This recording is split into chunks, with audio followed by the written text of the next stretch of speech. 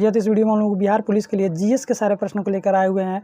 ये सारे प्रश्न आपको किसी न किसी एग्जाम में पूछे गए हैं। आप देख सकते हैं यहाँ पे सारे प्रश्न यहाँ पे आप देख सकते हैं कि एसएससी के एग्जाम में पूछे गए हैं और ये सारे प्रश्न जो है जीएस के इंपॉर्टेंट प्रश्न हैं। तो आइए इस वीडियो को शुरू करते हैं। देख सकते हैं आप यहाँ पे पहला प्रश्न आपसे पूछा हुआ है कि मानव शरीर में सबसे बड़ी अंतःस्रावी ग्रंथि निम्न में से कौन सी है। तो इस प्रश्न का जो हमारा ऑप्शन हो जाएगा यहाँ पे देखिए ऑप्शन ए से हो जाएगा और 2 यानी कि थायराइड ग्रंथि।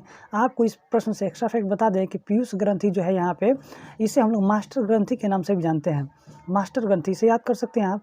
दूसरा यहाँ पे आप देखिए ऑप्शन सी में जो दिया है अधिवृक्क यानी कि एड्रिनल ग्रंथि, इसे हम लोग लड़ो और उड़ो हार्मोन्स के नाम से भी जानते हैं। देखिए आप अगला प्रश्न यहाँ पे देख सकते हैं, आप आपसे पूछा हुआ है यहाँ पे कि कौन सा भाग हाथी के गजदंत के रूप में बदलता है। तो इसका आंसर जो हो जाएगा हमारा ऑप्शन यहाँ पे सी से हो जाएगा। नेक्स्ट प्रश्न देखिए यहाँ पे पूछा हुआ है कि शब्दनी साइरिक्स किस वाक्य यंत्र है। तो इसका ऑप्शन यहाँ पे हमारा सी से हो जाएगा। पक्षी जो होगा ना, इसका आंसर यहाँ पे सी से हो जाएगा। जी हाँ, तो यहाँ पे हुआ है कि जन्म के बाद मानव के किस ऊतक में कोई कोशिका विभाजन नहीं होता है। तो इस प्रश्न का जो हमारा ऑप्शन यहाँ पे बी से हो जाएगा। तंत्रिका में विभाजन नहीं होता है। देखिए नेक्स्ट प्रश्न पूछा है यहाँ पे डीएनए उंगली छाप का प्रयोग किसकी पहचान के लिए किया जाता है। तो इसका आंसर हमारे यहाँ पे ऑप्शन डी से हो जाएगा। इनमें से सभी आपको बता दूँ कि माता पिता का पहचान करने के लिए भी, बलात्कारियों का पता करने के लिए भी, चोर का पता करने के लिए भी डीएनए का उंगली छाप का प्रयोग किया जाता है। कि मानव रुधिर में कोलेस्ट्रॉल का सामान्य स्तर कितना होता है। तो इसका 140 से 180 mg प्रतिशत होता है। नेक्स्ट प्रश्न क्या पूछा है कि निम्न में से कौन सा नियततापी प्राणी है। तो इस प्रश्न का जो हमारा ऑप्शन हो जाएगा यहाँ पे वो ऑप्शन ए से हो जाएगा। देखिए नेक्स्ट प्रश्न, पुष्प की सूखी गई कली का प्रयोग मसाले के रूप में किया जाता है किसका। तो यहाँ पर ऑप्शन हमारा जो होगा वो हमारा ऑप्शन यहाँ पे आपका सी से हो जाएगा। अगला प्रश्न पूछा है कि निम्न में से कौन सी धातु इताई रोग को पैदा करता है। तो इस प्रश्न का हमारा ऑप्शन यहाँ पे ए से हो जाएगा। कैंडियम जो है इसका आंसर हो जाएगा। अगला प्रश्न आपसे देखिए पूछा हुआ है यहाँ पे कि पराध्वनिक जेट प्रदूषण पैदा करता है पतला करके किसको।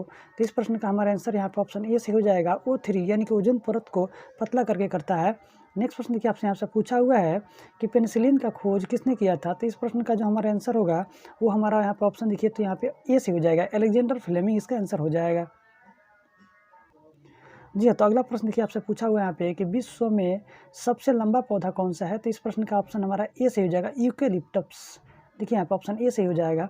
अगला प्रश्न यहाँ पे आपसे पूछा है कि वह एकमात्र पक्षी कौन सा है जो पीछे की ओर उड़ता है। तो इस प्रश्न का जो हमारा आंसर हो जाएगा वो हो जाएगा यहाँ पे हमारा ऑप्शन डी से हो जाएगा। गुंजन पक्षी। नेक्स्ट प्रश्न पूछा है यहाँ पे कि जुकाम यानी कि मामूली ठंडा का कारण क्या है। तो यहाँ पे विषाणु आंसर हो जाएगा। ऑप्शन हमारा बी से हो जाएगा। नेक्स्ट प्रश्न पूछा है यहाँ पे कि मेनिंजाइटिस रोग किसको प्रभावित करता है।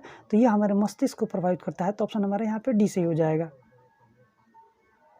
जी हाँ, तो नेक्स्ट प्रश्न यहाँ पे पूछ दिया है कि निम्न में से जल जनित रोग कौन सा है। तो यहाँ पे हैजा। ऑप्शन यहाँ पे हमारा बी से ही हो जाएगा। देखिए यहाँ पे नेक्स्ट प्रश्न पूछा है कि मनुष्य में पुनः स्थापित होने वाले जो दांत होते हैं उनकी संख्या कितनी होती है। तो ऑप्शन हमारे यहाँ पे बी से हो जाएगा। 20 दांत होते हैं। देखिए नेक्स्ट प्रश्न पूछा है यहाँ पे कुरिंज पुष्प 12 वर्षों में एक बार खिलने का कारण क्या है। तो उसमें देखिए यहाँ पे फ्लोरोजिन श्रावण होता है, इसी के कारण 12 वर्षों में एक बार खिलता है। तो ऑप्शन सी से हो जाएगा। नेक्स्ट प्रश्न पूछा है कि संसार में सबसे तेजी से बढ़ने वाला पौधा जो होता है ना, उसका नाम बताना है आपको। तो इसका आंसर यहाँ पे हमारा ऑप्शन ये देखिए तो बी से हो जाएगा। ऑप्शन ए से हो जाएगा, बांस हो जाएगा। नेक्स्ट प्रश्न पूछा है यहाँ पे कि अनुवांशिक यूनिट अर्थात जीन जो होते हैं ना वो कहाँ होते हैं। तो इस प्रश्न का आंसर हमारे यहाँ पे देखिए ध्यान से बी से हो जाएगा। गुणसूत्रों में होते हैं। जी हाँ, तो देखिए यहाँ पे आपसे नेक्स्ट प्रश्न पूछा हुआ है कि दंत क्षय का कारण क्या है। तो इस प्रश्न सी से हो जाएगा। बैक्टीरियल संक्रमण जो होता है ना, ऑप्शन सी से हो जाएगा। नेक्स्ट प्रश्न पूछा है कि दर्द नाक अस्थि रोग इताई का पहला पता किस देश से चला हुआ था। तो इस प्रश्न का जो हमारा आंसर हो जाएगा वो ऑप्शन यहाँ पे ए से हो जाएगा। जापान से पता चला हुआ था। नेक्स्ट प्रश्न पूछा है कि निम्नलिखित में से कौन सा पहला सफल क्लोन जंतु है। तो ऑप्शन हमारे यहाँ पे ए से हो जाएगा। भेड़ जो होगा इसका आंसर सही हो जाएगा। आपसे अगला प्रश्न पूछा हुआ है कि निम्न में से कौन सा अंडज अस्तनी है। अस्तनी यानी कि अंडा देता हो वो जीव, और अस्तन यानी कि दूध अपने बच्चों को दूध पिलाता हो। तो इसका आंसर यहाँ पे हमारा जो हो जाएगा ये बी से हो जाएगा। मोनोट्रिम इसका आंसर हो जाएगा। अगला प्रश्न पूछा है कि RH कारक को अपना यह नाम किस जानवर से मिला हुआ था। तो बंदर से मिला था। तो जो कि ऑप्शन यहाँ पे ए में दिया है तो ए इसका सही हो जाएगा। जी हाँ, तो देख सकते हैं आप यहाँ पे 187वां प्रश्न जो पूछा हुआ है वो एक वयस्क मनुष्य में सामान्य हीमोग्लोबिन की जो मात्रा होती है प्रति 100 ml में कितना रक्त में होता है। तो यहाँ पे देख सकते हैं इसका आंसर हमारा ये डी से हो जाएगा, 14.5 GM होता है। अगला प्रश्न पूछा है कैंडियम प्रदूषण किससे संबंधित है। तो ईटा इटाई रोग से संबंधित है, तो ऑप्शन यहाँ पे डी से ही हो जाएगा। देखिए अगला प्रश्न पूछा है कि सिट्रिक्स पत्तों पर पीले धब्बे किसके कमी के कारण हमको दिखने लगता है। तो पेड़ पौधों में मैग्नीशियम की कमी होती है ना, तो उसके कारण पत्तों पे पीले धब्बे दिखते हैं, तो ऑप्शन यहाँ पे हमारा बी से ही हो जाएगा। नेक्स्ट प्रश्न पूछा है कि मानव शरीर में सबसे छोटी अंतःस्रावी ग्रंथि का नाम पूछा हुआ है। तो ये यहाँ पे हमारा पीयूष ग्रंथि हो जाएगा, सबसे छोटे यानी कि मास्टर ग्रंथि के नाम से भी इसे जानते हैं।